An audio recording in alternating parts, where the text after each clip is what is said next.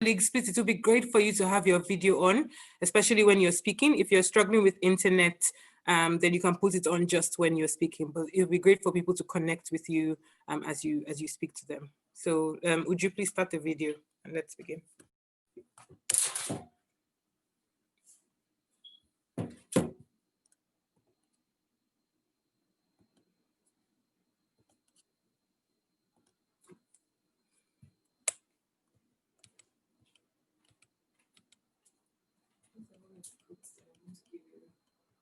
Give me now. I'll try, just leave it. That's so.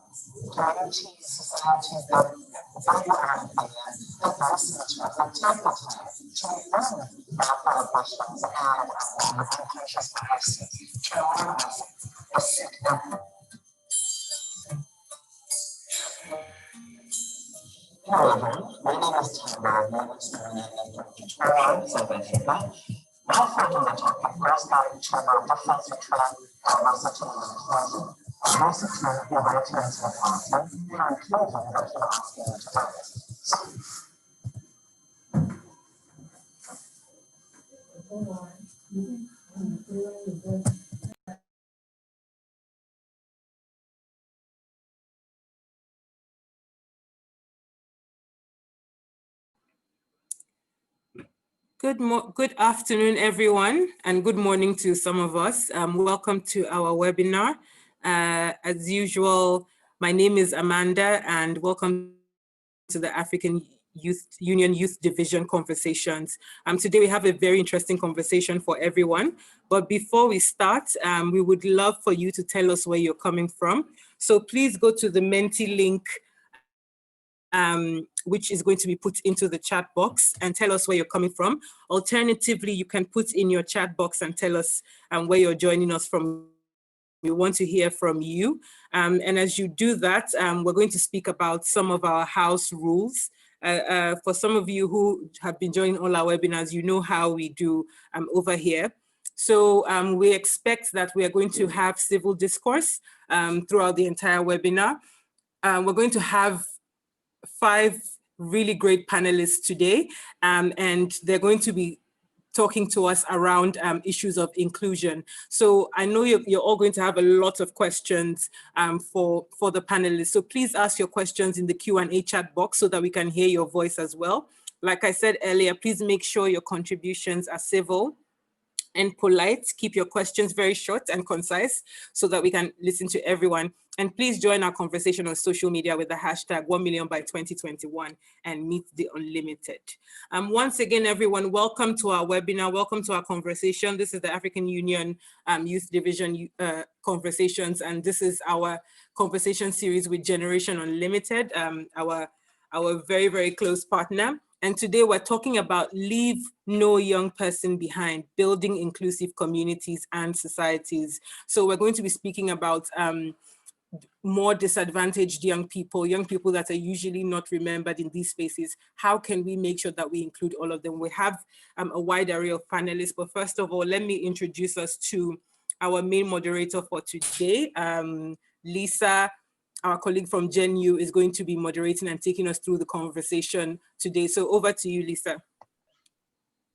Thank you so much, Amanda. And hi, everyone. Good afternoon, good morning. As Amanda said, I'm Lisa Njenga. I work for Generation Unlimited, and I'm so excited to be here to be a part of this very timely conversation. So just quickly, I'd like to just introduce you to our amazing speakers. They'll have a chance to give a better introduction of themselves later on. But so we have Kylie Mycroft. She is the co-founder and the global ambassador of the Kylie campaign. She's an ability activist, and she's also a Generation Unlimited Young Board member. We have Simbo Olateregun, I hope I pronounced that right. She's a World Economic Forum Global Shaper and has experience in program management, marketing, partnerships, and strategies. So a very amazing CV. We also have Neil Deng, who's the head of the Refugee Youth Peace Ambassadors based in Kenya. And we have Orondam Otto, who's a social development professional and the founder of Slum to Schools. And last but certainly not least, we have Raphael Bavo, who's the advisor for the GIZ and AU program called African German Youth Initiative. And just now, he's going to be our first speaker to take us through these amazing inclusion guidelines from the AUC on how to deal with young people from disadvantaged backgrounds. So without further ado, Raphael, over to you. Yes, thank you very much. First of all, just to make sure, can everybody hear me? Yes. Yes, perfectly. Okay, so hello to everybody. I'm going to give a short introduction in the so-called AU Disability Inclusion Guideline for Youth Exchange. I have to excuse myself right in the beginning because actually I have not been part of the developing process, but I'm representing my colleagues Ademola and Naisatu today because they are actually in another activity. So I got briefed by them as good as possible, and I hope that I will be able to answer certain questions. If not, I'm really happy to write them down and bring them back to my colleagues so that we can provide further information afterwards.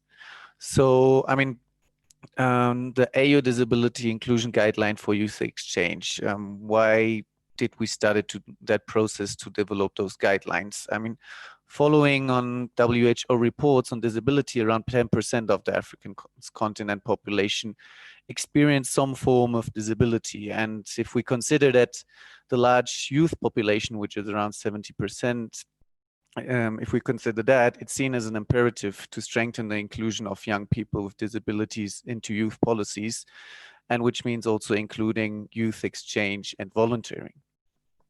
So when did this process actually start? I mean, this process started at some point where different stakeholders of the youth exchange sector approached us or approached the AU Youth Division by communicating their wish for stronger disability inclusion, as well as the need of support responding the existing lack of information or know-how in the sector. So the GIZ HYI program supported the AU Youth Division in developing that. So actually, like, yeah, providing information, know-how, and concrete tools to understand, first of all, yeah, the complex phenomenon of disabilities reflecting interactions between features of a person's body, that we call impairments, but also the futures of the society in which the individual lives, which are the barriers. So giving concrete guidelines how to deconstruct and tackle those different barriers in the sector of youth exchange. So how has the process been happening? We started with workshops with different stakeholders from the continent to capture the different perspectives and experiences. And then further on, based on the different inputs, an expert or consultant developed the guidelines, which went through several feedback cycles. For us, it was very important to capture a multitude of different perspectives or experiences from different social or also geographical contexts, in the way that recognizing intersectionality in the context of disability, which leads to the aspect that barriers, for example, might manifest themselves differently in different contexts. For example, if we could look at the nexus disability and urban rural spaces in terms of infrastructure, a physical having like a physical impairment, the barriers that the infrastructure builds might be different in an urban or in a rural space, as well as you might experience different barriers if you have a different social or educational background. So that was very important to us to bring in this diversity of experiences and perspectives into that guideline. Now, what's the guideline about? I think I already mentioned it. It's not a policy paper. It's a kind of hands-on tool. It sets out tools, example, and suggested steps that illustrate good practice and minimum quality standards for disability inclusive international volunteer program on the African continent. And so these guidelines are designed as a comprehensive practical how-to framework of technical knowledge and good practice for youth exchange practitioners. In terms of the content, it starts with a general introduction and discussion about what do we mean by disability, how do we think about inclusion, what approaches exists, how do we design inclusive spaces, and then further on gets into more specific steps for exchange programs, how to create access to it, for example, in the start and beginning in terms of communication, how to communicate to everybody in an inclusive way, how to create access in terms of infrastructure during the exchange, how to manage them, the different volunteers, or in terms of exchange programs, it can also be different groups, how to strengthen the aspect of diversity, for example, in the framework of group exchanges. And then in the end, also in the evaluation process, keeping, like, let's say, keeping learning also regarding how to build more inclusive spaces and therefore integrate all those different experiences. What I heard from my colleagues is definitely that it has been a learning journey for all of them, for all participating. And that for themselves, they saw like, okay, there's still an important, like still a lot to do.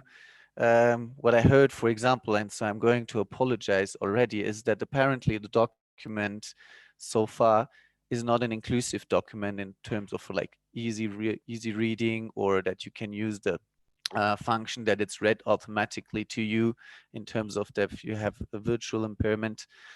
So this is still an ongoing process. It's which is kind of, might be contradictory, but it looks like it shows us where the learning journey still is.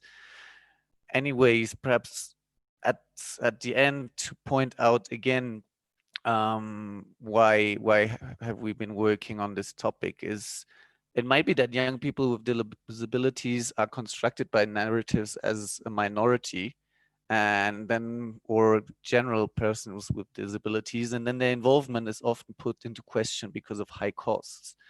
I think what we need to focus way more is not actually the costs that are created, but the benefits that we get out of it. And secondly, also deconstruct the idea that we are talking about a quantitative minority. I mean, I mentioned it in the beginning, we're talking about 10%. That's obviously not looking as a minority to me. Then there's also the aspect that disability inclusion can have, indirect second effects of inclusion of other marginalized groups. So even then our target group is getting bigger. So the cost benefit question, yeah, or let's say the benefits to the costs get even more important. I just mentioned the aspect of inclusive documents. So there is easy to read documents or documents that might just be read out loud automatically to you. Those are not only affecting people who are having visual impairments, but it might also affect the aspect of illiteracy if you normally not able to read the document, but now you are. So just to end, let us focus less on costs, but stronger on the benefits that we come out of. And benefits are obviously participation and contribution to the society. So it improves the quality of our collaboration, of our work. And anyways, I think it's a question of, yeah, equality and human rights. So we shouldn't even find arguments for why we do that. To finalize, how do we get access to the inclusion guideline? It has been shared so far on the African Union website, but it will also be further promoted through different networks like VSU or UN volunteers who work on that, as well as the soon going to be launched platform of the African Union, which is called the Volunteer Language Platform. That's it so far from me. Thank you very much for listening, and happy to hear if there's any questions, which I hope I can find an answer to. Thanks. Thank you so much, Raphael. That was very insightful, and I'm really appreciative of you being very honest and open about the whole process.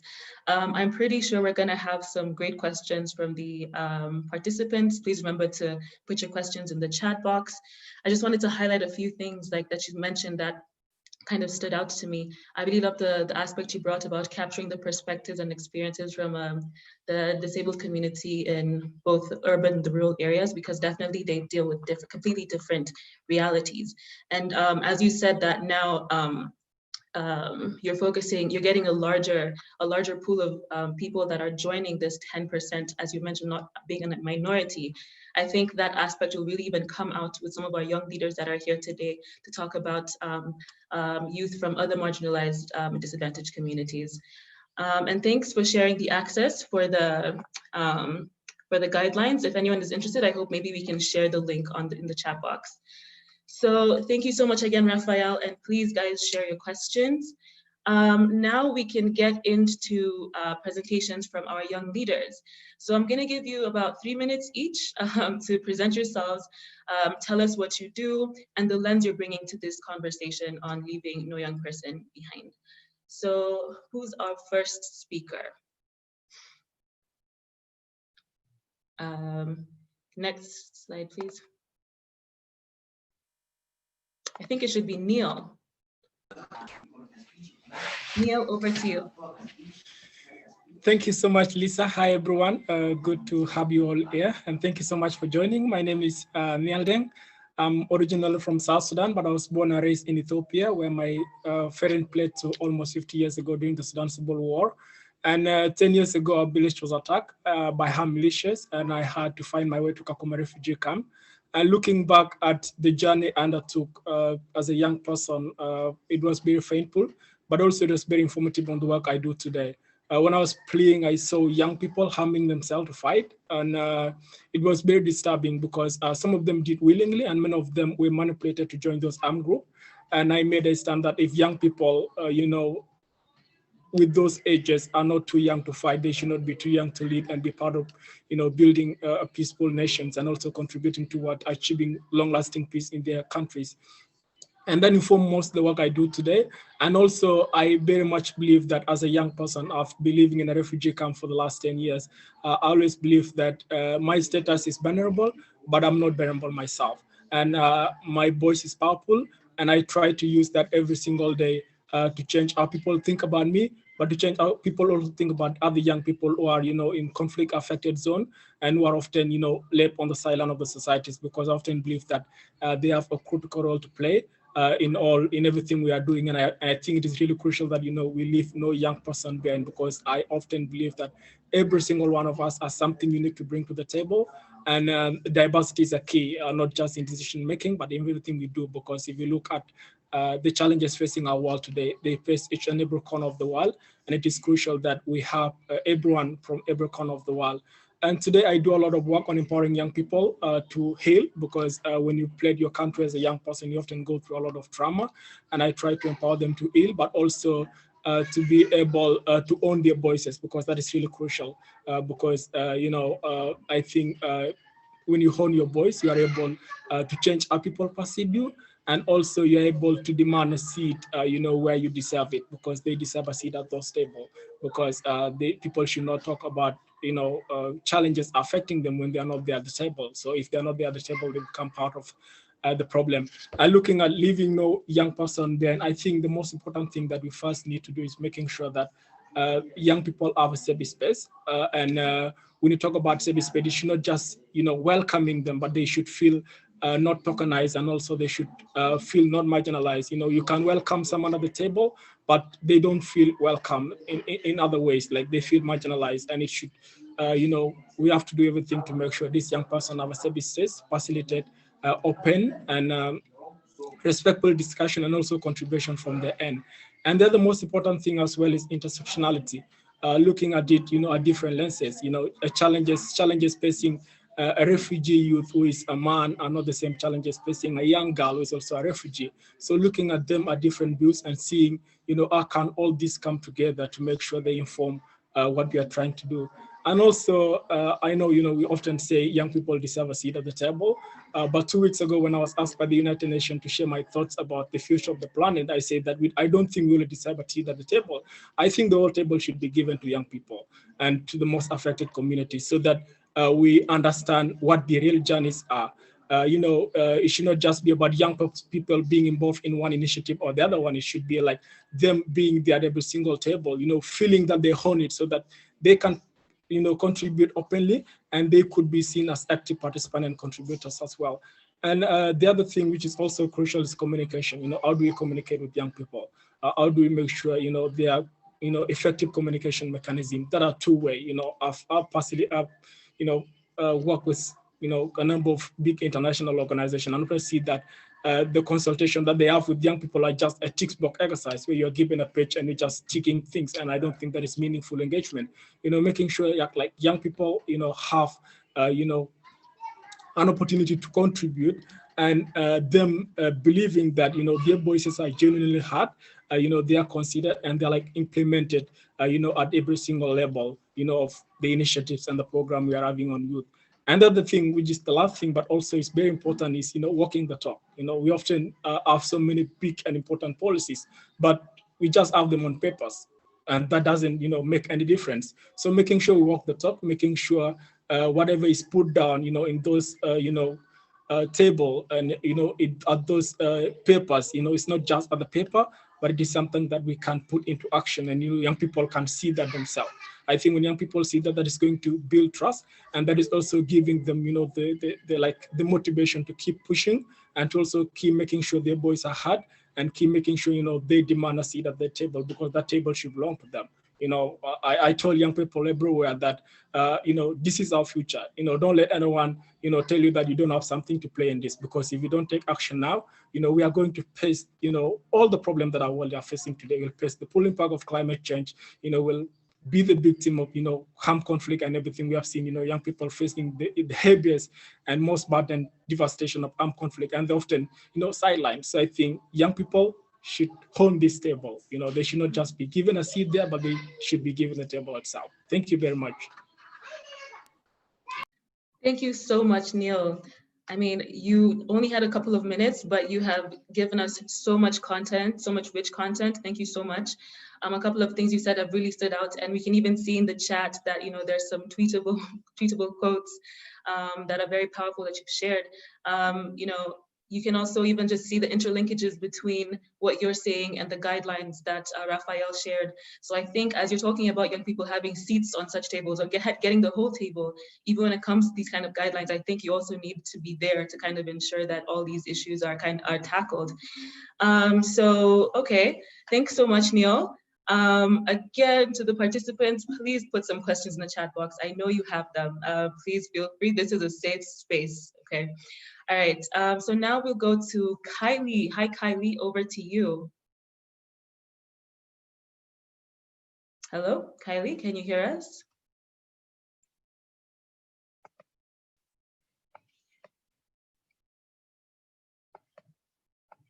Okay, maybe we have lost Kylie.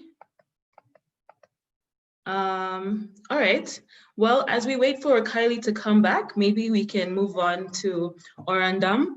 Orandam, please tell me how to pronounce your name like Amanda does. Over to you, Orandam. Orandam, do we still have you?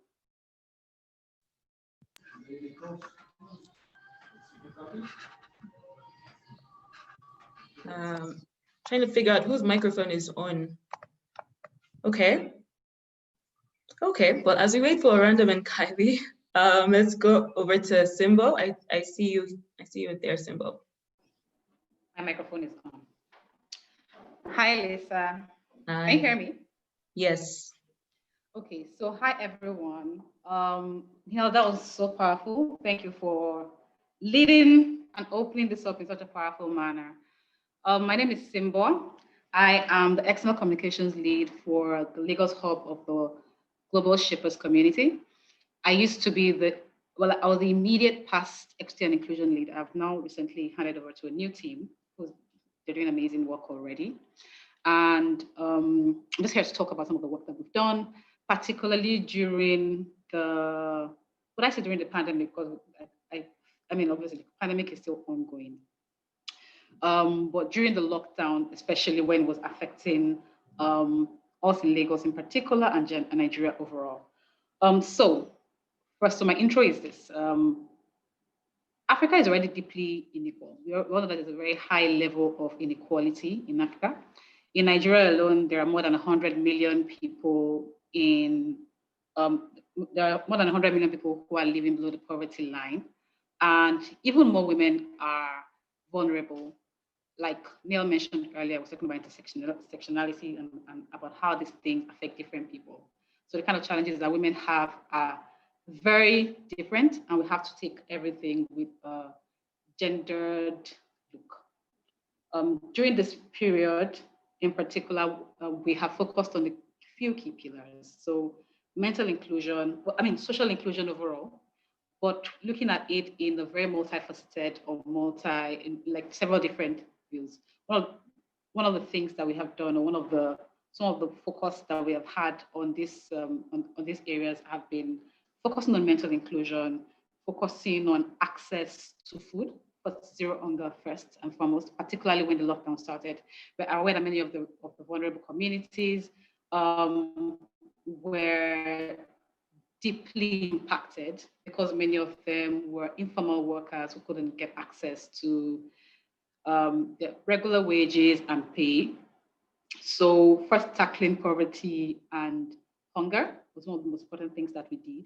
And then focused on just looking at the approach of how we needed to take a look at how the lockdown and isolation in particular would affect mental health overall. We also strongly tackled access to information. One of the things that we found was that people who were more digitally included, who had access to devices and access to the internet, tend to get information much faster than people who may have feature phones or didn't even have a phone at all. So going into the communities and just letting people know how the disease spread, how we were supposed to prevent it from getting around was very critical, particularly in the early stages. One of the things we also took a look at was, I already mentioned that we're looking at all this with a gendered layer. Was looking at how we also will tackle period poverty for people who were particularly, in disenfranchised communities, for people who are already, for whom a girl's period was not, or a girl's period of menstrual health was not the most important thing. How are we making sure that at that point in time, we were also being made aware that this is still a priority and it's still quite important. We do this for the Lagos of one of the most important things, and the word that you probably hear me say a lot is that we do this with a strong layer of empathy and also understanding and recognizing people's agency. It's not like we're stepping in to say, oh, we're here to help you, we're here to save you. Without a savior mentality, we go in to listen and learn and try to help from the angle from where we can see that the community has requested for or is asking for help in what way, in whatever ways that they have asked for them in particular. There are several other ways that we could have, and I'm happy to talk about them here. One of the things I'm particular about or very keen about is that I think it's important that young people create pockets of community impact in their in their societies. I think that advantaged people in particular have a responsibility to make sure that they are committing to, they are giving back at risk of sounding cliche, but they are giving back to the communities in their area that are disenfranchised or are disadvantaged or could be seen as vulnerable. So how are we multiplying ourselves, so to say? Are we making sure that we are stepping up and showing up in our communities? And even where we have good intentions, how are we making sure that we are creating a movement versus just one person moving into the community and trying to make things happen? So yes, I'm really looking forward to this conversation. Thank you very much. Thank you so much, Simbo. Also very powerful. You've started answering questions that I'm going to be asking you later. But thanks so much for sharing. I can already see, some sort of like synergy between what you're saying and what Neil was saying in terms of the empathy aspect, like making these young people, these people feel like, or these women feel like, they matter, making them feel like they're respected and valued, especially during this time when they didn't really have anywhere else to turn to. So like really inspired by the work that you're doing. And something else that you said about stepping up and showing up in your communities, I mean, I love that. And I think this time, has shown that, really need to engage in a lot more volunteerism and activate people to do that. So thanks so much. Do we have Orondam? Hi, Lisa. I'm here. Good to be here. Yeah. Great to have you. So over to you. Just to tell us a little bit more about yourself and kind of like the lens that you're bringing to this discussion on the topic of leaving no young person behind. So over to you. So it feels like family. I can see lots of very familiar faces. Like Simbo. Like I can see Uju. I can see Amanda. So it's really interesting to see lots of people who are doing great work, and most importantly, to also hear of people. I loved Nia's presentation, earlier on, and the work being done with lots of the refugee communities. And I believe everyone who's logged into this webinar today is doing some impactful work or looking forward to getting some inspiration to continue the work they do in their various communities. I love the fact that, and one of the reasons why I accepted to speak here was primarily because we have lots of young people across the African continent. And we can tell very much that, the African continent is one of the most, I always say the most blessed continents, across the world. We have so many advantages and so many strengths, but unfortunately, we are not maximizing them. We are focused so much on natural resources that we somehow neglect the greatest potential we have, which is our human resource. We're young people, and today we're the youngest continent in the world. When we look at the future of the continent, in less than 30 years, we're going to have double the size of what we have today. And that means that we will have even a more younger continent. I'll use Nigeria, for example. Nigeria currently is the largest Black nation with over 200 million people, or roughly about 200 million people. And in the next 30 years, we're going to have over 400 million people, which means that we would have doubled in our size. Today, 77% of our population are young people below the age of 35 years old, or 35 years. And I mean 77% below the age of 35. In the next 30 years, we will have over 85% of our population below the age of 25. Now, this is just a reflection of what the larger continent will hold. And so as young people, it's important we start asking ourselves, what role are we playing in the future, in the conversations for the future of our continent? How intentional are we in policy making, in decision making, in advocacy, in activism? What efforts are we playing? Are we just participants or are we decision makers? And I think there's a lot that we need to do. I'll just share a bit about what I do and what we do in a few countries, and also here, mostly in Nigeria. And I think that would just give us a bit of context to the reason why this conversation is important. Now, it's very important that as a continent, we understand where we are headed. So I always clearly say that it's very vital and very important for us to have a clear vision. So what is the vision for our continent? What's the vision for our nations? I can see different young people from different African countries here. What's the vision of your country, if I may ask? You know, what is your country known for? If you were to ask yourself today, what is my country known for? What's the vision? Where are we going to be in 30 years? I'm very certain that you wouldn't have an answer. But it's very important that we have that clear answer, because if we don't know how to maximize the human resource potential, we will continuously focus on natural resources, which we know will not guarantee us that, you know, inclusive development or sustainable development that we crave. And understanding the vision we have takes us into a vehicle, which is education. What will be the quality of education we will give our young people? What's the quality of education our young people are receiving today? Now, as this population continuously increases, one thing is for sure, that rural-urban migration will increase, right? We'll have lots of young people, a lot of people moving from the remote communities, from the rural communities into the urban centers. And so you will see lots of communities, lots of states, or lots of cities, you know, like Nairobi, you know, Kampala, Lagos. And I love to use Lagos for, you know, for example, because our population today, we are about 22 million. And in 30 years, we will be reaching almost 50 million. This is just a small city that is not up to many of the cities in your country. And so you find out that lots of slums, there'll be a very high increase in the slum population. So you find slums like Kibera, you know, Matare, you know, we have in Lagos, places like Ajegunle, we have Makoko, increasing in their population. And you understand the realities in slums like this.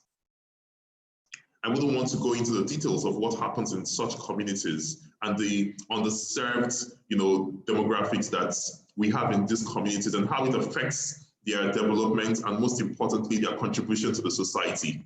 But when we can see that there's something that is for sure, our population will increase. It's important that we start having conversations around making plans to say, what will this population be like? Will it be an asset or will it be a liability? Will we be, you know, will we be able to maximize the population or the people we have, or are we going to just let it go to waste? So education plays a very vital role. And this is where the work we do at Slum to School comes into play. You know, we're an organization that's focused on ensuring that underserved young people across the continent have access to equal opportunities, most importantly, to be able to maximize their potential. We know for a fact, you know, that many African countries have lagged in the standard of their education. And under investment from local governments to even state governments and even federal governments have led so many children from low-income families having no bright future. And this is a very important reality that needs to be changed. Now, we started working in 2012 in several communities. In one community today, we've grown into over 45 different communities. We were able to get 114 children into school in 2012. And today we have over 107,000 children who have been impacted by the work we do. And this is nothing compared to the gap that still exists. Now, bringing it home and bringing it to the present reality, we were struck by the global pandemic sometime in March, and schools were forced to be shut down. Now, lots of our learners from underserved communities went back home to literally nothing. Now, these aren't kids from the elite schools, these aren't kids from the privileged families, these aren't kids who have digital technology and access to gadgets. And so we could see for a fact that they were not going to learn. Learning was going to be put on hold. And as an organization, we had to sit back and reflect and ask ourselves, what can we do to bridge the gap? What can we do to have some level of inclusion? What can we be able to do to ensure that there's some level of privilege, even though these young people are underprivileged? And we started a project which was really very ambitious, building a virtual learning classroom, to connect these young people. And so we went into the market and started trying to raise funds from individuals, from organizations, from ourselves, bought tablets, bought laptops, got internet distributed to some of our learners in several communities. But most importantly, we built the first virtual learning studio, not just here in Nigeria, but on the African continent. Now, we were able to connect over 1,000 young people to digital learning, digital technology in real time. And we've been able to see through that process that indeed, we don't need to even have a classroom, or a child who doesn't sit in a classroom can still learn. We've been able to understand that the future of learning is going to be digital. And what we know today as education will not be limited to what we call schooling. We know at the moment that there's a difference between education and schooling, and we need to find a way to bridge the gap. And we've seen lots of very great results, both qualitatively and quantitatively, in the learning of these young people. We believe that every young person, for example, we have back home in Nigeria, over 13 million young people who are out of school. And this was before the pandemic. Now, we've got some updated data that says that number has risen to 16 million young people. Now, across the world, sub-Saharan African has over 65 million young people who are not in school. Nigeria accounts for a huge number, And so the question is, what are we doing to bridge the gap? Because the reality is these young people are going to be an asset or a liability. Whether we do something today or not, whether we invest in them or not, they will either come out to be a great asset to our nations or a great liability. And as an organization, we are very intentional in saying that we can bridge that gap. We are looking forward to even collaborating with different countries, different development experts, different change makers and nation builders across the continent to see how we can scale the work we're doing into various other countries to ensure that every young person, irrespective of their economic, social background, are given access to the best tools to ensure that they can succeed. And I look forward to speaking more about this and taking a lot of your questions. Thank you. Thank you so much, Oranda, and I hope I'm saying your name right. That was very insightful, and thank you for giving us even like the different numbers of how many young people that are not in school.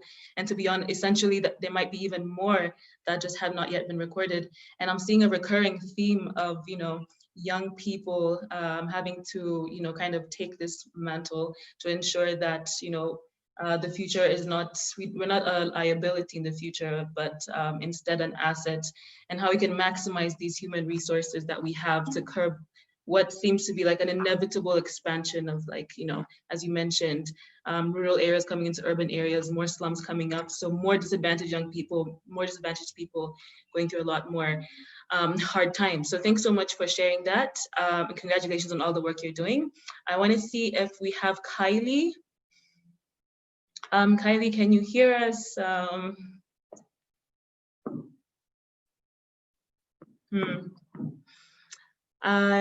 Well, it does not seem like we have Kylie on, but I'm sure she'll be joining us at some point. She's also an awesome young leader.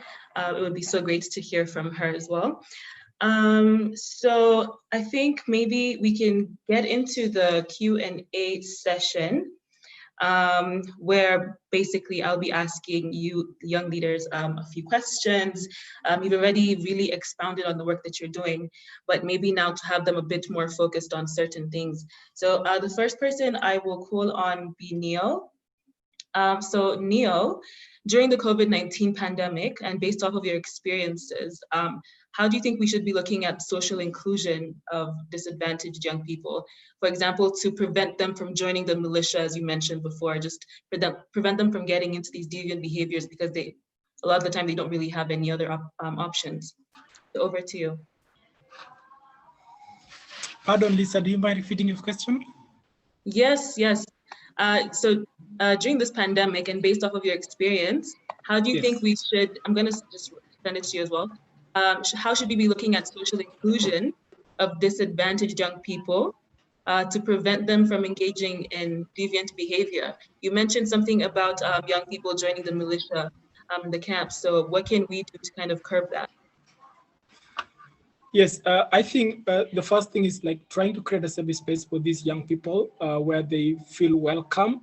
And I believe that when these young people are this safe space and they have like, access to opportunities that try to divert them, from being easily allowed to join this armed group. So I believe that when these young people have access to education, I believe is a key to try to curb most of these, challenges and, problem that young people find themselves in. So when there are safe spaces, where they can, go to school safely, where they can, contribute to their communities positively in other ways. So when they have these opportunities, that will like try to divert them from, being easily, recruited or being easily, involved with this group. So I believe that, creating a safe space for them is the key.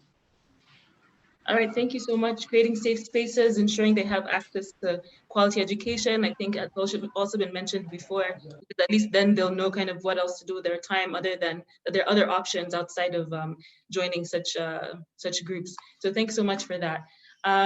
My next question will go to Simbo. So Simbo, through the work that you've been doing with young women, with the gender balance, what are 3 of the most effective ways that you think different organizations can do to open spaces for these women from marginalized and disadvantaged communities? Okay, thank you very much. So I did mention earlier that you're going to be hearing a lot of empathy from me today. So empathy is one of the first things. I feel like many people go into communities looking at data and statistics, forgetting that these are human beings. And you find people actually with really great intentions coming into a community, they have all this idea and things and all the good things they want to do. But then sometimes you step into a place and you have to kind of adjust the system or adjust the plan you have in mind. So first, putting yourself in people's shoes is very important. So empathy is the first thing. One of the other ways I think it can help ensure that people are getting the most impact, and particularly women in these communities, is like it is very important to listen and learn. Like I already mentioned, people have preset ideas in their mind about how things should work. I already mentioned that I think that people who have some form of advantage should be able to step into the communities and try to make things better for other people. However, the truth is you're not the one living their reality. They are the ones that are living their reality. So I think being humble enough to listen and learn is also very important.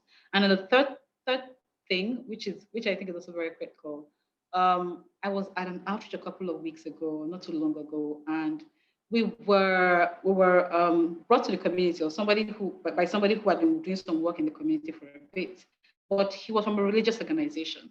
And it was obvious that even though we're providing food and providing things and giving things to these people, it was premised on the fact that they were adopting some kind of religion or some kind of thing. So you'd see people with names that were obviously of a different religion, quoting verse in scripture and things like that from this other religion. So which leads me to the point that I have to make. I think agency is important. If organizations are going to step into a community and try, whether you're a private organization or a religious organization or an organization, whatever the intent you have is, it is important that you understand that these are people with agency, and they should be able to have their full agency, even in the process of the impact you're making with or in that community, and even after you've left. So that's it, those three things. Thank you so much for that. I mentioned you had said some things in the beginning that were answering my questions, but thanks so much for that. I'm really hearing this thing of listening and learning, so you can get away from these preconceived notions that people sometimes have that, things have to be a certain way, like the example you've just given. Yeah, so thank you, thanks for that. So I don't think we have Kylie back yet. So I'll go over to Otto for the next question. So Otto, you have given us so much information, but I want to know, what do you think the role of society is in fostering this culture of inclusion in education? This was my initial question, but now I think I can phrase it in the terms of how can we foster this culture of taking up the mantle as young people to ensure that we are not liabilities, but our assets moving forward in supporting other people from marginalized and disadvantaged communities.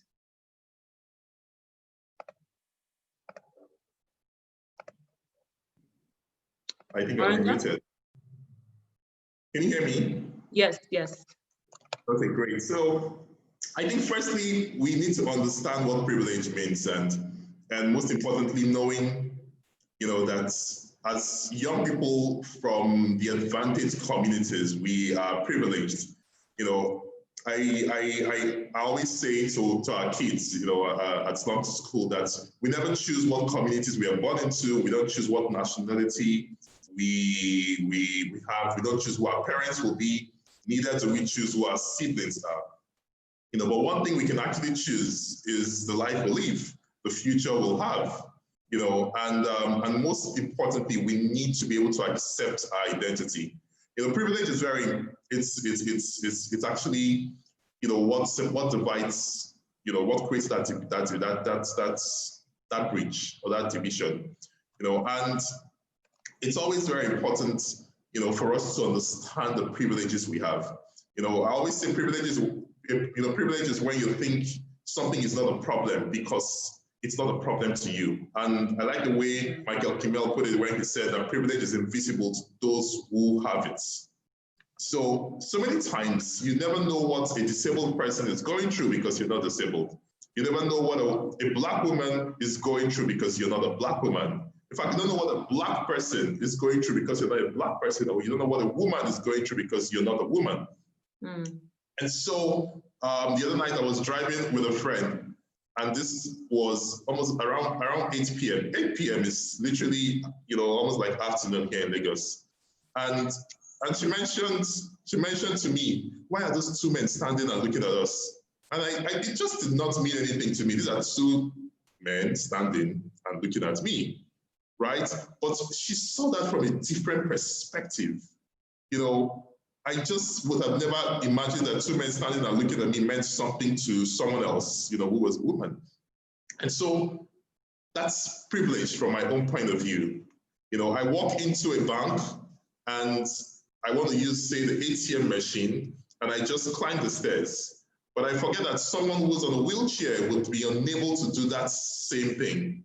And so because I'm privileged, I can see things from that perspective. And so as privileged young people, we must really realize that no one is truly free if everybody isn't free. And we must be intentional about pushing conversations, policies, and action that will help us bridge those gaps and most importantly, be intentional to see that, the future we all crave is more, equitable and just. And so there's a lot we should do as young people. I believe a lot of young people are beginning to have that understanding and drive that conversation. But I feel there's still so much more to be done. And I think that's the reason why these kinds of conversations are being had, so that we can be more we can push more on the advocacy, front, more on the policy front as well. Thank you. Thanks so much, Orlando. I'm seeing again these recurring themes, like even as Simbo just said, the importance of listening and learning from other people's experience so that you can move from this space of privilege, as you've mentioned. And I like what you said, that no one is truly free. No one is truly free if everyone is not free. So thanks so much for that. Just a reminder again to the participants, please do share your questions in the chat box. We are going to soon move into the Q&A, where we will be kind of talking about the question that you have from our other co-moderator, Uju. But happy to announce that we have Kylie on now. Hi, Kylie. Hi. Hi, I'm so happy you could join. Welcome. Thank you. So basically, Kylie, why don't you just tell us a little bit about yourself, about the work that you do, and the lens that you're bringing to this conversation of leaving no young person behind. So over to you, Kylie. Hi, guys. So I think, just to contextualize myself, I have cerebral palsy, and I'm a wheelchair user for my entire life. So that's the one lens that I come into this with. I also I've been raised an activist, and I've always been encouraged to engage with other people about my disability, because it's an empowering thing to be able to engage positively with people who have questions about my disability, and that was never it was never seen as a negative thing for me. It was always seen as people are curious, and as somebody who knows what living with a disability is like, I have an opportunity to create that awareness in that space of curiosity. So I agree with a lot of the things that the other panelists have said. I think our work with the Katie campaign and the Katie Foundation USA is very much around disabled people being able to claim their lives and living the lives that we want to, and having access to things that able-bodied people don't have a second thought about. So the big ideas I think that I come into this conversation with are autonomy matters, being able to meet somebody at their point of need without being patronizing is super important.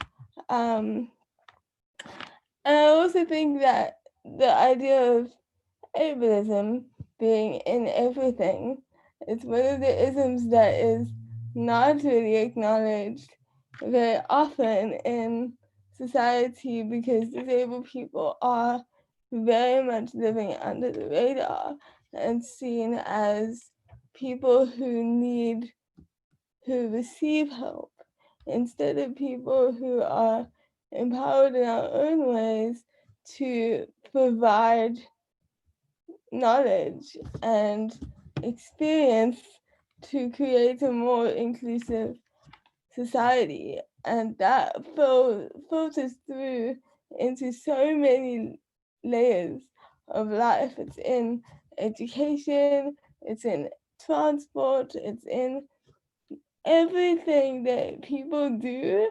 Disability needs to be there, and it's not yet in every conversation. But I truly believe that we can get there if we have enough people reminding people that disability is a thing that exists, and it's a thing that doesn't need to be fixed. It's something that needs to be embraced and appreciated. Because in my experience, even though my disability brings a lot of challenges and barriers, I think it's also given me a unique perspective, and it's created knowledge that I wouldn't have otherwise, that I can share with the community and try to create a more equitable society for all of us. So, yeah. Awesome. Thanks so much, Kylie. That was powerful. Honestly, all the conversations we're having today are just amazing. And I love how they're all meshing, because something you said is something also Neil said. And he said, my status is vulnerable, but my voice is powerful. So the fact that you're saying that, having a disability doesn't mean that it needs to be fixed. It doesn't mean that you don't have a voice. It doesn't mean that you need support, but you can also empower people in the different ways that you've mentioned through your knowledge and experience. So thanks so much for that. And since you just came in now, I had asked questions to the other speakers. So I'll just ask you one question in relation to education. And my question is, especially during this time, I don't know, what qualifications do you think teachers need to be well equipped to teach people with intellectual disabilities, especially now considering that we're moving into the online digital learning space? So I think that that's a complicated question, just as any question relating to disability is. Yeah. I think that within our organization, I think we have a bit of a different idea around what people need. We often find that people try to create a system without including a disabled person in that process. And they try to make the box bigger when you don't really need to. Sometimes you just need to adjust things. You don't need a full plan before you include somebody. I think that in some ways can be disempowering. So what we tend to say, what we believe and what we push, is that theoretical knowledge of disability is not always helpful. It can be limiting. So we believe that what people need is creativity and flexibility, and including the disabled people in that process of receiving and obtaining education. And I think that if you have those things, it's a lot easier. People tend to overcomplicate inclusion. So our kind of strategy is saying, yes, everybody is welcome here, and making this space work for each individual person, instead of making it so expecting people to conform to a system that doesn't see the diversity in our society. So I think it's complicated, and it's also not complicated. We just need to overhaul the entire education system. Like that's that's what we need to do. But I think it starts with treating each individual as an individual with specific needs, without creating barriers of people being so specialized that you can't get support anywhere. I hope that's making sense. Yeah. And I think in my own experiences of education, I think there are so many different levels of challenge, and we actually need to start at an early childhood development level and saying that people deserve to be included from the beginning, because if you're excluded from the education system before you're 6 years old and you don't get into a school because your needs are slightly different or just too much for the system to accommodate, even though we have legislation and a constitution that is phenomenal that should guarantee these rights to us, we still have to fight every day to get kids into a school, to be accepted into the school, and to be accommodated in that space the way that they need to be. And so, if we can have every child being treated as an individual, not even just every disabled child, like every child that exists is different and has very different needs. And if we can change the narrative around that, instead of having disability be this big thing in the room, just having it be, these are the needs that this person has, I think we could move forward and create a more inclusive society, because kids are learning that from when they are tiny little humans, instead of expecting people to just understand when you get into the workforce and now you have to have a 2% quota of disabled people, but nobody's been included from school. So there are a whole lot of things that go into creating that inclusive space in that society. But I think it's totally possible. We just need to use our minds in a bit of a different way. Yeah, thanks so much for that. I mean, that makes so much sense. I mean, you have to kind of deal with it from the early stages of childhood, so that it's something that doesn't seem like so, where you have to create this big box, as you said. And definitely education, I think everyone agrees, definitely needs to be more inclusive for everybody, and not just education, quality education, where we're even explaining that doesn't mean that you will learn in a different way from other people. So thanks so much for sharing, Kylie. Again, participants, please put your questions in the chat box. I have one more question for all the speakers, just one question. And my question is, what would be your call to action for governments to support or invest in building inclusive communities based off of all the work that you guys do in your different spaces? So I'll start with Neil. Yeah, thank you so much, Lisa.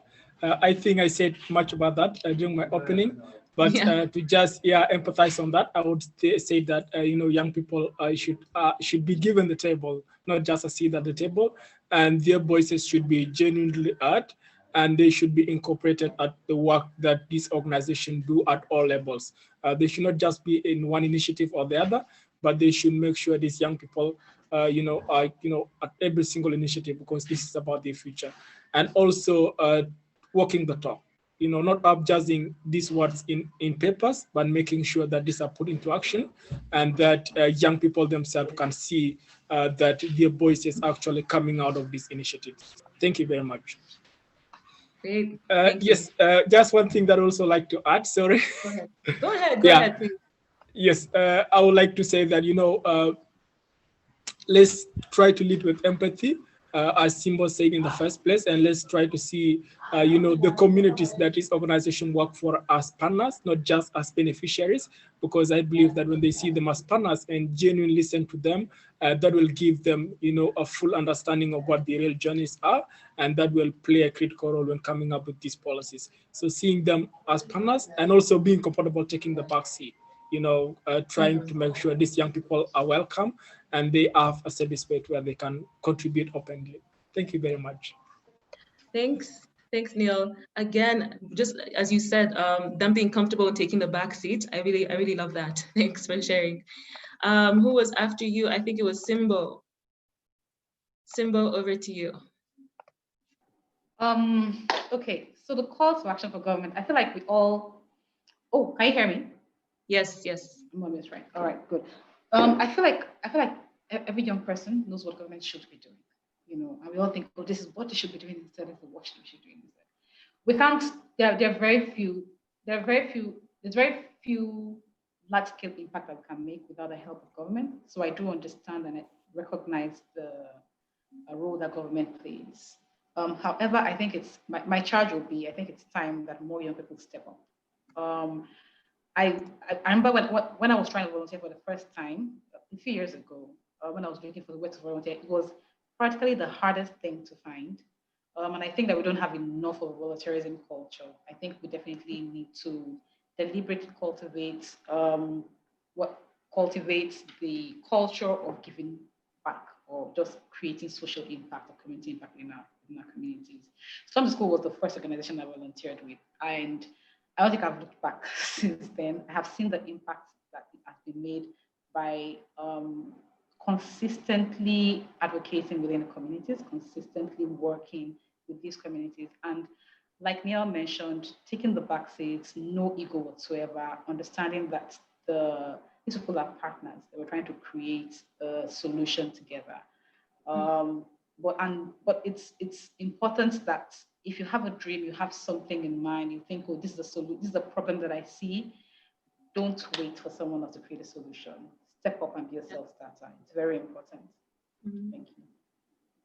Awesome. Thanks so much, Simbo. Yes, we need to take matters into our own hands before we should even be thinking of what governments can do, I suppose. So thanks so much for shedding that light. Next, we have Orandam. Over to you. So I think Simbo and Niall have said, said a lot of, shared a lot of my sentiments as well. And I really enjoyed listening to Shelley, because I believe that, I believe we need to get to the point in our society where we do not have to even invite someone who's less privileged to sit on the table to share their experience, where we all need to be advocates for every single person. Like I mentioned, no one is truly free until everybody is completely free. I don't need to have a woman on the table to speak up for a woman. I don't need to have a woman on the panel before the voice of a woman is heard. We don't need to have a disabled person on the table before the interest of a disabled person is actually brought to the table. We need to be very intentional in ensuring that whoever we are consciously thinking about every other person. And to your question, I believe that, I always say the future should be more centered around collaboration and not competition. A lot of young people see government as opposition, whereas we should be seeing government as partners. We see politics as dirty, whereas we should be seeing politics as, a sustainable strategy to transforming the society we want, to live in. And so we need to start having conversations with intentions. What's the vision and what's the channel through which we will achieve the goals we have. So it's an important phase of our lives. This is literally the turning point. I believe we are the turning point generation. We have the generation Z and the generation Alpha coming behind us, and we shouldn't let them keep striving and fighting for the same causes that we have fought for. We need to stand up, speak up, and really make sure that in our lifetime we can put an end to some of the challenges that we face today. And I believe that we have all it takes. I believe we have all the resources that we need. I believe that we have literally the initiatives and intellectual capacity to transform our nations. And so let's do more of collaboration, and less of competition. Thank you. Thank you so much. That's very profound. You're definitely right. I mean, I think a lot of us in Africa just have this mentality of, okay, no, governments are corrupt, they're the enemy, we need to fight against them. But to be honest, we do need to find a way to collaborate with them so that we can actually like push our agenda and finally take over that table that Neil's been talking about for the sake of our children and their children. Just a quick response to my friend, Neil. In speaking about collaboration and not competition, right? I don't feel that we need to push an agenda where we see the table as just a table for young people. We need to be receptive to also have the older people sit on the table, but it's a table where no one is conscious about age. We're conscious about quality. It's not about a young person, it's about the results. It's not about, the age, it's about the vision. So we need to build a society where we are all working together to pursue one vision, man or woman, old or young, Muslim or Christian, irrespective of who you are. All our differences are put apart, and what unites us is brought to the fore. Thank you. Thanks so much for that. Neil, I don't know if you'd like to respond, but Kylie, you have pretty much already responded to this question, but if you want to say anything else before I hand over to the next moderator of the session, please let me know. Yeah, I think just quickly, I think that I think our continent tends to respond to crisis and treats issues as crises. But I think we need to find a way to have sustained action and not just thinking that it's government's responsibility to create change, because I think that the power comes in recognizing the privilege that we have and recognizing the inequalities that exist and finding a way to claim collective responsibility for making a difference in those issues, and kind of just putting your ego down for a second and saying, even though this doesn't affect me in any way and I'm not going to gain anything, I'm advocating for this because it's important to our community and to our society, and building a space where everybody feels that they belong and that they have the space to be who they are. Mm-hmm. Yeah, I completely agree. Thanks so much. We need to claim that collective responsibility. Thanks so much, Kylie. Thank you so much to all of our amazing speakers. I'm now going to hand over to Uju, who's going to take us through the Q&A from the audience. So Uju, over to you. Thank you, Lisa. Hi, everyone. Good afternoon. And like Otto said, it's glad to be here. This feels like family. Simba, it's good to see you. My team lead from Slum to School.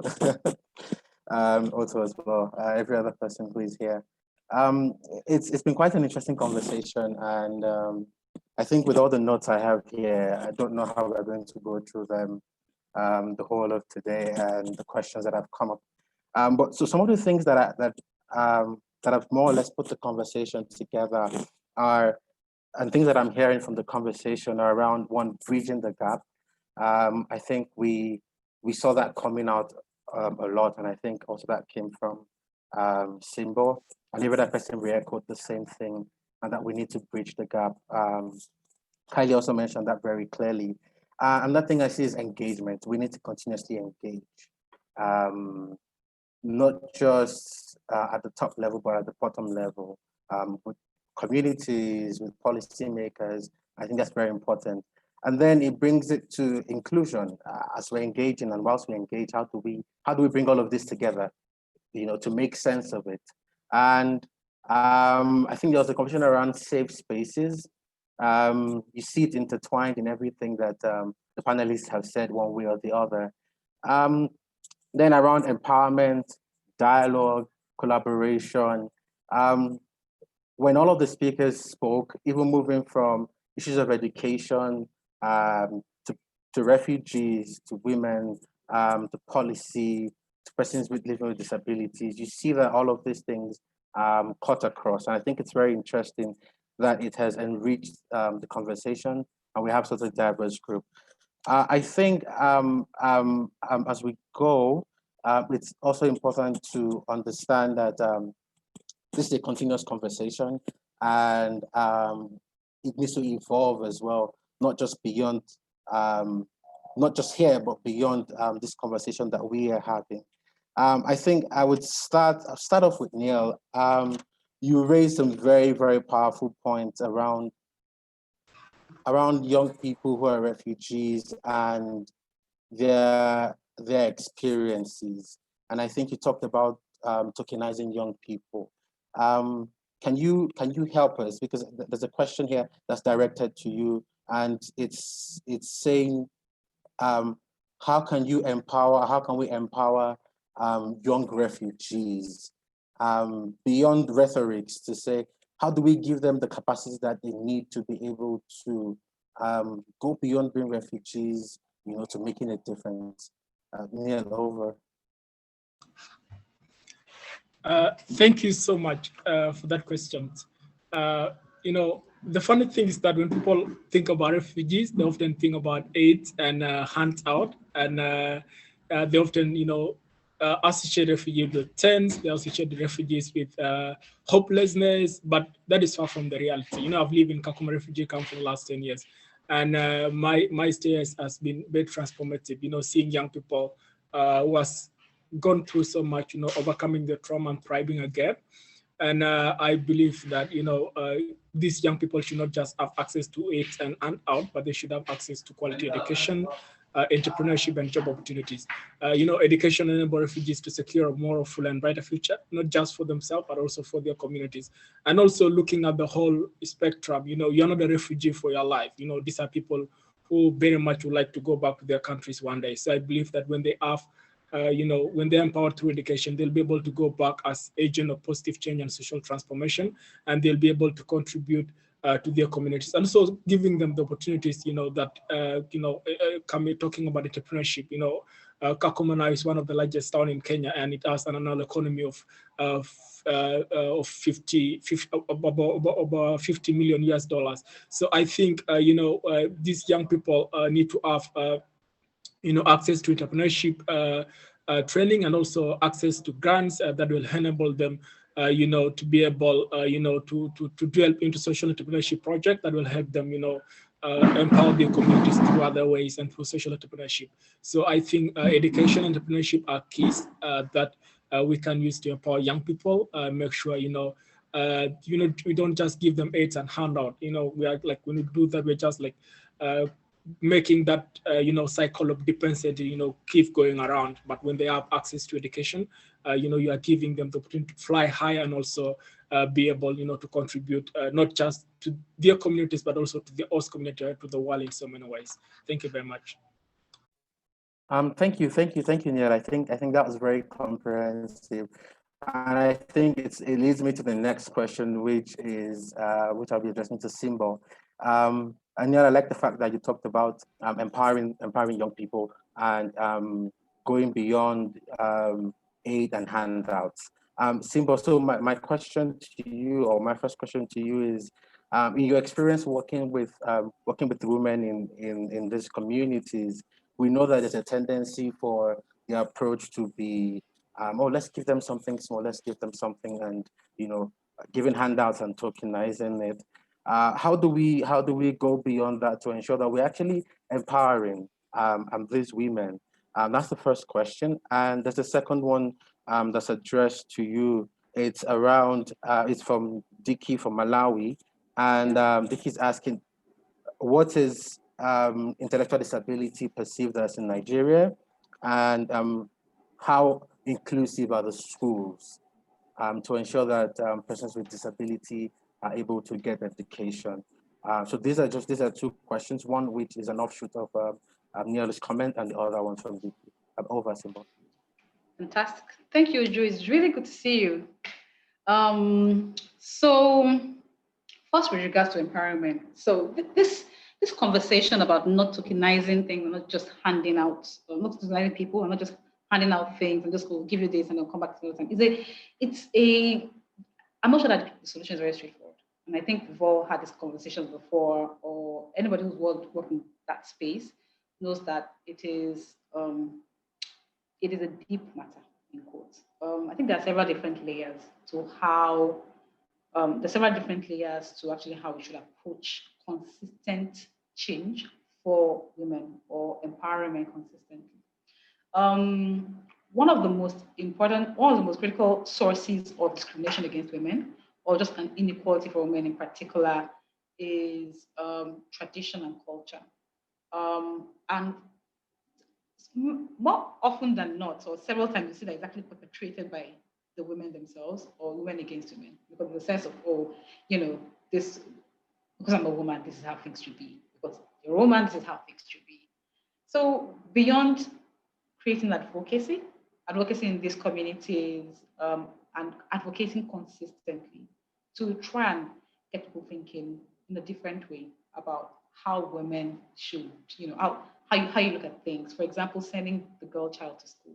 People would definitely rather, or will tell you for free, people would definitely rather keep a girl child at home than a male child, because they think you're going to marry, and then that's not, know how people see these things. And the second way that I think that if we're able to actively engage with government is creating policies and actual laws that make it, for example, legal to pull a girl child out of school, just creating the kind of policies that help us to enable women and empower women in the long term, and not just let's do one-off things. This is something that all of us have to think about, both multilateral organizations, not-for-profit, community impact organizations, and private organizations working together with governments. Like I said earlier, we definitely can't take government out of the equation. It's very important that we're consistently engaging with government on all levels. For example, we're very closely involved with the local governments in the communities where we work. You don't have to go all the way up to the federal government. You can start at the local level. And when they see the proof and the impact, it's easier to ascend and move the conversation forward. Secondly, the conversation about intellectual disability. That's a very good question, and thank you for bringing that up. Unfortunately, I don't have a great answer for you. There are 29 million people, or it's estimated that there are 29 million people in Nigeria who are disabled, who have some form of disability or the other, including mental disability. Many people say that the numbers are higher than that, because people don't report, people don't talk about things and stuff like that. I'm going to give a quick story, like a personal story. Sorry, I'll try to take too much time. So a couple of years ago, I went to a friend's wedding in the southern part of the country, and as far as I knew, this girl, she had two brothers, and it was, there were three. On getting there, I realized that she actually had three brothers. The third brother was someone with Down syndrome. But apparently, they legitimately did not consider him as a person. And it was obvious. And you could see that this person, he was the first child. And my friend had maybe like a 10-year gap. And you know how respectful we can be in this place. That didn't exist. People were snapping at him, people were shouting on him. And it was humiliating to see, even as a person. And these are really educated people. They were both like civil servants, like a really high-level civil servants. In contrast to that, I made a new friend a few years ago whose elder brother was also a Down syndrome. But you could see how involved it was. Like he was a family member. His personality, his agency was consistently affirmed. The summary of what I'm trying to tell you is that both in the fabric of in the fabric of society, the fabric of, I think, Nigeria in particular, we haven't prioritized intellectual disability and how to approach it. I know that the Disability Rights Act took 10 years to pass. It's been passed now. It got passed early last year. It got signed into law early last year. But it's now time for us to see it being implemented. Unfortunately, it just doesn't seem to be a priority to the government, to many people. If I come to Lagos, just need to take a look outside to see that disability in itself, not even like just not even like intellectual disability, but just disabilities that wasn't necessarily a priority. There aren't enough accessible places for people. There are banks that people on wheelchairs cannot access. So the pervading culture is one of that isn't very empathetic, if I want to be honest, that doesn't necessarily think about people with disabilities overall, and intellectual disability is one of those. So we do have a long way to go. There is a law, but I'm not sure it makes enough, it gives enough access or takes into account enough of people with mental health issues. And we definitely just really, really have a long way to go in some way. Thank you, Simbo, for that. And I think you started the conversation around how do we move from policy to practice, you know, and how do we take the conversation from the top to the bottom. I think so. I'm just going to direct my next question to Kylie. You had mentioned that that as a person with disability, you have gained a lot of unique perspectives, you know, that that have helped you as a person. And I'm also going to pick up from where Simbo left to say that yes, there are policies across countries, there are policies in Africa, but nothing is being done in terms of ensuring that there's that inclusivity that we talk about. And if you go down to communities, you see that people who live with disability are treated like outcasts, and like as if they do not belong to the community. So how do you think we can, especially as young people, you know, further push inclusivity and ensure that persons who are living with disability are not treated as outcasts, but you know, are treated as people and also are able to contribute to the conversation? Over, Kylie.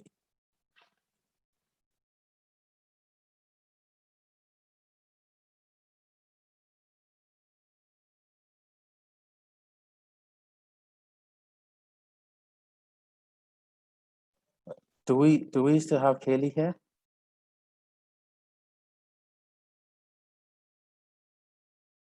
I think we lost her. Okay, then I think we could just go ahead to Otto. Otto, there are quite a number of questions that that have been addressed to you, and I like the fact that you started.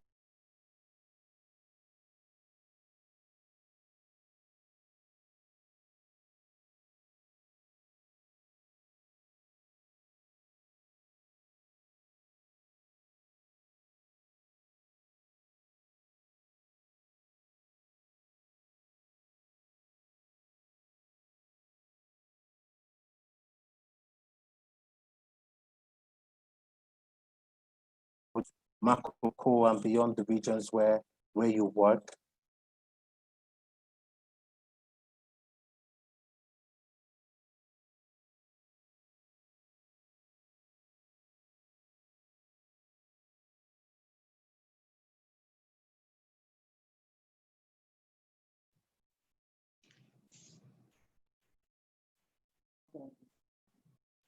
Hello? Yeah, Uju, sorry. I think there was an issue with the network. Okay. So I was saying, Otto, there are a couple of questions addressed to you. I think so. The first one will be, how are you able to scale your project beyond beyond Makoko, beyond Nigeria, to include other parts of Africa? And then in doing that, how have you ensured inclusivity in your projects? So I would say clearly that firstly, I'm just going to drop my email address so that for those people who want to reach out, you know, they can actually easily reach out to me. I'm going to drop my email address because Our goal is to collaborate with as many players as possible, as many individuals as possible who have an interest. We're very big on volunteerism, and I'll say we're one of the biggest or the largest volunteer organizations on the continent. We have volunteers from almost all countries across the continent. So it will be very interesting for interested young people who want to collaborate, who want to volunteer, who want to work with us to even expand the organization into their countries to connect with us. I think for us, we do not see any child as different. We believe every young person, irrespective, like I said, your cultural, social, economic, physical, whatever difference you have, be you male or female, it doesn't make you different. It doesn't make you, we believe that every child, like we always say, every child is a star. And our role is to help you shine light. There is no child who is more intelligent than the other. There is nobody who is more intelligent in everything than the other. We have an education system that had been designed for decades and probably centuries ago. That has been designed to judge monkeys by their ability to swim. And judge fishes by their abilities to climb trees. So we use one generic system, to test everybody. We apply one methodology to every learner. And so you find out that a young boy who is not very good in maths is penalized because he's not good in maths, but we forget that he's very good in history. And so instead of focusing on the strengths of young people, we are most interested in focusing on their weaknesses. You find out that a child scores 80 in literally all subjects, but maybe doesn't pass one subject. We focus more on that subject that she failed, And so over time, we've realized that we built a system that doesn't celebrate young people for the strengths they have, but penalizes them for the weaknesses. And everyone grows up trying to fit into a box that we're not designed to fit into.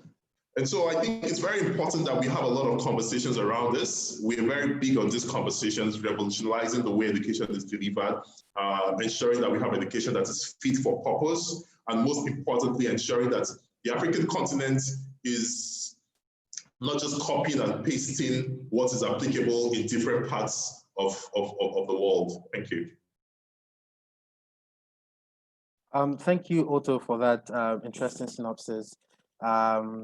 I think it has brought everything together. We are running out of time. Otto, if you can share your email for colleagues who want to reach out to you and who might be interested in volunteering. And the same applies to all the other panelists. Please share your details and for people who would like to reach out to you. Seeing that we're running out of time, I would just pose one question that sums up everything that we have talked about today, which is how can we simplify and how can we amplify conversations around inclusion, be it in education, be it in the community, in schools, wherever we are. Otto, I'll start with you and I go all the way down to Neil. Thank you. Firstly, I believe that everyone should be given some form of simulation as young people. Our education system should be designed to be inclusive. So get young people to kind of simulate, experiences. That's, one of the things we do with lots of the partner private schools we have. We get young people who are from very privileged communities or privileged families and take them into communities that they would have never dreamt or believed existed. And you start seeing them being not just sympathetic, but empathetic. You start seeing them understanding that, I have 3 square meals to eat. There's someone who doesn't have 1 meal in a day. And so they start seeing the world not from their privilege, but from a broader perspective. So I think it's very important for everyone somehow to be given an opportunity to experience the world from every other person's perspective. And I think that's the role of education. Now, I'm not talking about schooling, but the role of education. And I think if we do that effectively, you wouldn't have situations where people get into politics or get into government or get into positions and they think about themselves. You have a situation where people get into positions of power and authority and they see it as an opportunity, a rare opportunity to make a difference and not an opportunity to become enriched. And I think that's where having that vision for us as an inclusive, sustainable society comes into play. Because when we see ourselves as a collective or a group of people pursuing a singular goal, a goal that is bigger than each and every one of us, a goal that is grandiose and larger than our individual dreams, we will start finding a way to channel our individual goals and aspirations into that big picture and putting aside our individual interests and focusing on our national interest. Thank you. Thank you. Thank you. Simba, over to you. So I think empathy can be taught, and I think it should be taught quite early. I think that we're piggybacking what Justice Arundama said. I think that we are a result of a ton of conscious and unconscious biases, us in adulthood. However, when you see people, when you're actually, like, I was watching an advert not too long ago about two people who were completely opposed. One was Christian, one was Muslim, one was Black, one was white. Like they had completely opposing political views. However, when they sat down over a drink, they knew nothing about themselves. They sat down and were having conversation. Like you humanized people, just because you had the experience you had the chance to experience them. And I think more of the world needs that, because too many times we look at this person as a label. So there's oh, he's this, he voted for this person and stuff like that. Because of that, you're cancelled. I think empathy can be taught. I think that if we had a lot more empathy in the world, things would definitely be different. But the one thing, sorry, I've answered your question, but I realized that there was one thing that I really wanted to emphasize, and there was a comment in the chat section that kind of brought it home for me. I strongly believe that digital inclusion can potentially change the world, or can potentially change people's lives. Putting a smartphone in somebody's hand can literally be the difference between a path they were supposed to take and a completely different path. Smartphone and internet. Imagine people in vulnerable communities. In Kakuma, for example, someone there who has access to a device and and really good quality internet, who learns to program online and is able from there to earn an income working for somebody across the world, somebody on the other side of the world. The future of work is definitely going to be virtual. I mean, you can be Nigerian and working elsewhere, and it's important that if there is one kind of inclusivity that we aim to push over the next decade, even more importantly, I think digital inclusion is it. Thank you. Thank you, Simbo. Neil, over to you. Thank you so much. I think my colleague has said much about what I was to say, but just to emphasize on what I was saying before, that it is crucial that people who are at this decision-making table are comfortable to take the back seat to make sure they understand the real journeys of these young people, so that they know how best they can approach, the challenges, with an intersectionality lens. And also, the other thing which I also think is important is trying, to make sure that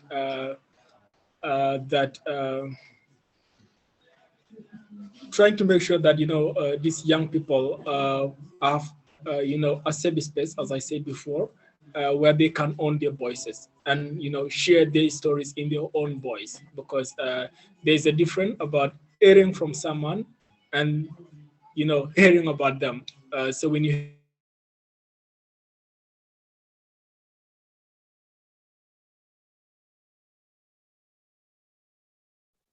Hi, Neil. I think we and lost you. also, Okay. you lost me? Yeah. Can you hear me now? Am I good now?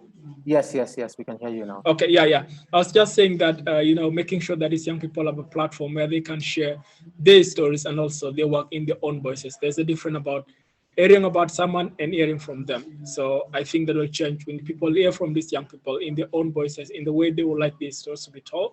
That will change how people see them, and also that will change how people see their potential, and that will also change how people, you know, approach and work with young people. Thank you. Thank you very much, Neil. And thank you to Simbo, Otto, Haley, who's not here right now. We will have to wrap this session up, but you can continue to engage with us on our social media. Just before I hand over to Amanda, I think I'll just put all of this together into what all of you have said. Collaborate, humanize, empathize, understand, dialogue, and all of this would help us to bridge the gap.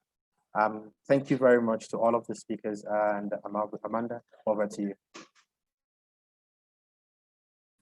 Thank you very much, Uju, and thank you very much to all our amazing panelists. The conversation today was so rich. There's still conversations ongoing in the chat box. There were so many questions. I assure you the conversations will continue online. If you have a pressing question that was not answered, I see some participants showing discontent that your question was not asked. We really apologize, but we've really run out of time. We will please ask your questions on social media, and we will answer you on social media, and we will try our best to make sure that we get to everyone. The conversation continues. Like I said, please don't let it stop here. I see a lot of connections have also been made online. This is what we like to see. I'd also like to announce that Africa Youth Month is happening in November. So from now to November, we want to hear from you. What are some of the great things that have been happening in your communities? We've heard about a lot of things about inclusion and the work that our panelists have been doing. We also want to hear from you. You may not have been a panelist this time, but your work is also very useful to us. So please engage us on social media at AU Youth Program on Facebook, Twitter, Instagram, YouTube. We look forward to hearing from you. Once again, big shout out to all our panelists, big shout out to our moderators, Lisa and Uju, and have a great week, and we'll see you guys next time. Bye, everyone. Bye. Bye, everyone. Thank you so much. Thank you.